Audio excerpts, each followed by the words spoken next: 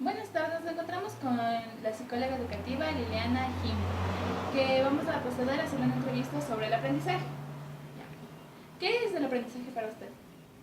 Bueno, el aprendizaje para mí es la capacidad que tiene un individuo para tomar conocimientos. Entonces, es la capacidad que él tiene para aumentar sus conocimientos de distintas maneras. ¿Qué es educar? Bueno, para mí educar es la forma en el que ya sea un profesor, o sea los padres de familia, enseñan el conocimiento a los niños, a los adolescentes. Bueno, ahí hay una discusión entre enseñar y educar, ¿no? Dicen que los padres son los que educan y nosotros como docentes enseñamos. Pero bueno, yo creo que educar conlleva más del conocimiento, también lo que son normas, son hábitos, buenas costumbres que se les va inculcando a los niños, y los profesores también podrían ayudar en este hecho de educar a los niños, de enseñarles a los niños. Entonces, eso es referente a la educación. Ya. ¿Qué método aplica en clases? Bueno, yo aplico diferentes métodos dependiendo de las necesidades del niño. Yo trabajo con niños que tienen dificultades de aprendizaje. Sus profesores a mí me remiten a los niños. Yo les hago un diagnóstico y luego de hacer el diagnóstico veo cuáles son sus necesidades y la forma en la que ellos aprenden. Por ejemplo, hay niños que son más kinestésicos, es decir, les gusta más hacer y aprenden haciendo. Hay niños que son visuales, entonces vamos a trabajar mucho con lo que son colores, formas, inclusive utilizando instrumentos audiovisuales. Y hay niños que son auditivos, entonces por lo regular ellos aprenden repitiendo, aprenden hablando, aprenden conversando. Entonces, dependiendo de las necesidades de cada uno, son los métodos que yo aplico. ¿Qué factores cree usted que influyen en el aprendizaje?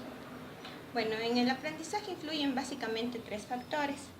El ser humano es un ser biopsicosocial, entonces primero vamos a ver la parte cultural, la parte de en dónde se desenvuelve, en el medio ambiente en el que se desenvuelve el niño.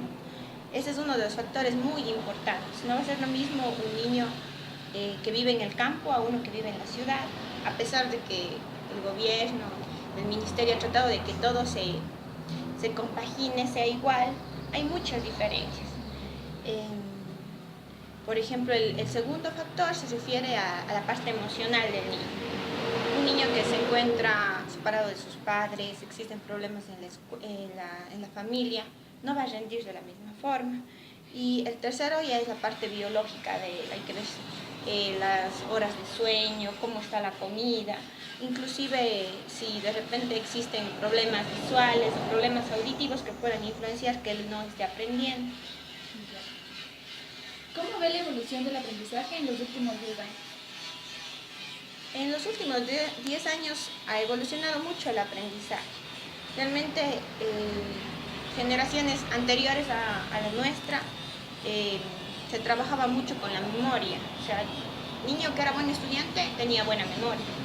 En cambio ahora no, más bien tratan de que el niño razone, analice la situación y no necesariamente tenga que aprenderse un concepto y ponerlo en la prueba para sacar una buena nota, sino que va más allá. O sea, ahora también se trabaja con todas las destrezas de los niños y si las destrezas son alcanzadas o no, cosa que antes no se hacía.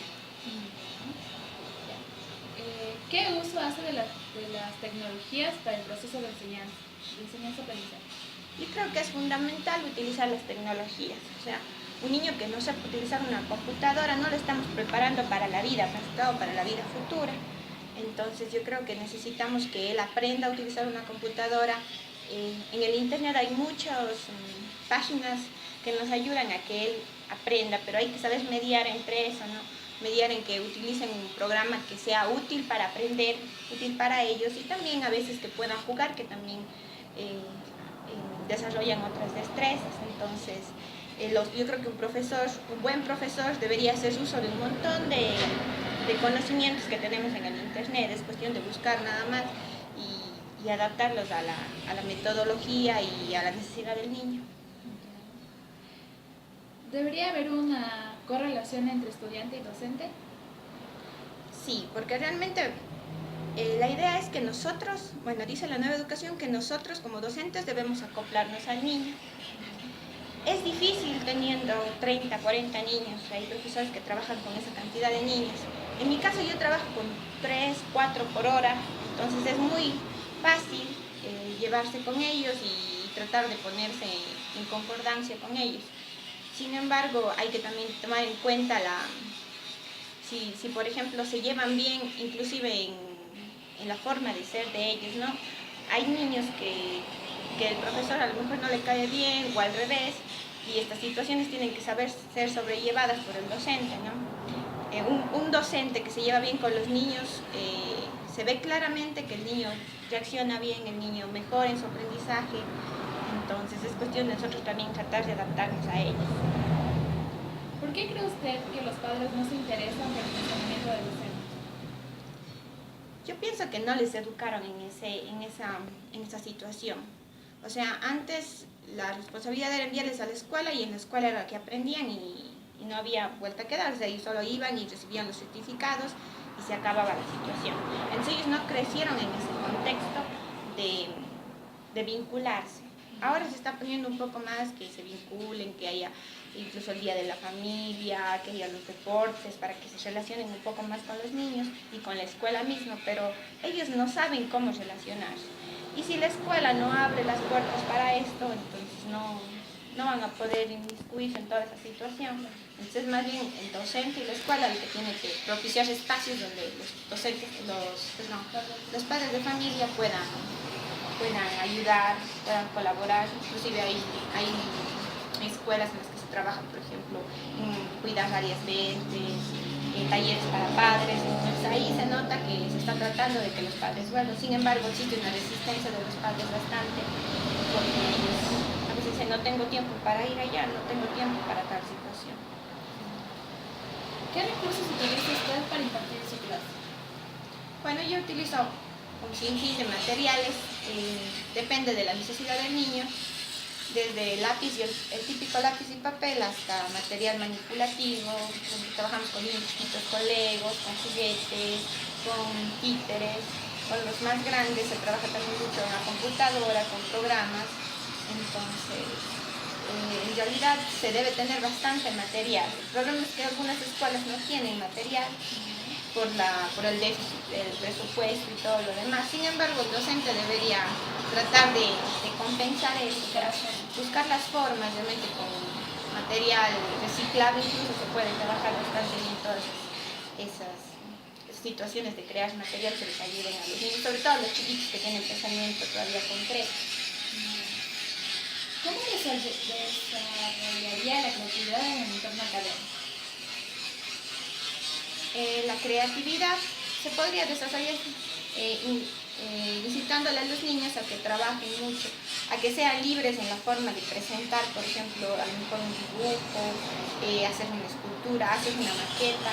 Están muy estandarizados esas situaciones, los profesores le mandan tal situación y dicen, bueno, tiene que ser con el margen de 2 y tiene que ser con letra tal, y o sea, no les permiten que ellos se desarrollen. Nos mandan mucho también lo que son las poesías, los dictados, les mandan ese tipo de cosas, pero creatividad con los niños creo que sería darles material y que ellos construyan lo que a ellos les parezca, o sea, sin darles líneas para que trabajen, sino más bien que ellos imaginen y creen.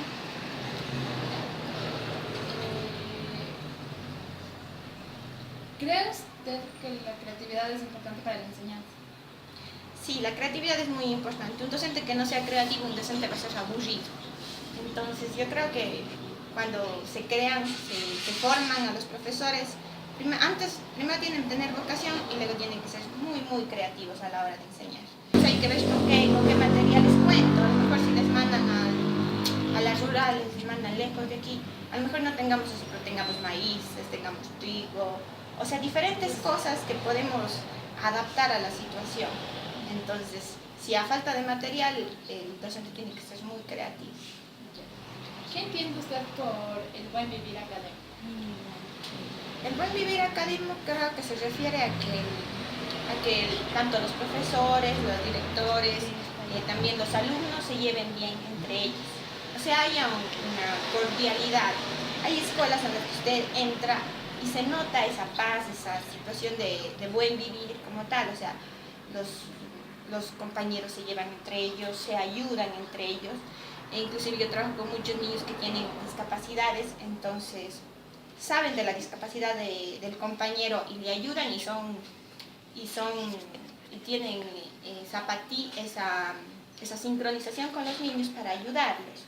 O sea, niños que tienen, por ejemplo, usan sillas de ruedas, pero que sus compañeros saben que no pueden subir las escaleras, entonces les ayudan. Entonces, en ese tipo de situaciones sería más adecuado. ¿Fomenta usted los valores en el aula de clase? Sí, yo creo que todos los profesores deberíamos tratar de fomentar buenos valores en los chicos y para que así también puedan llevarse bien entre ellos y tener un buen convivir. ¿Qué diferencia hay entre memorizar y aprender? Creo que memorizar es una técnica para aprender. Bueno, si un niño tiene buena memoria, pues me aprovecho de eso para que pueda aprender, pero no necesariamente él tendría que tener una buena memoria para aprender. Hay distintas técnicas que podemos utilizar con ellos y que podrían aprender de una forma inclusive más significativa, es decir, razonando, entendiendo lo que aprenden.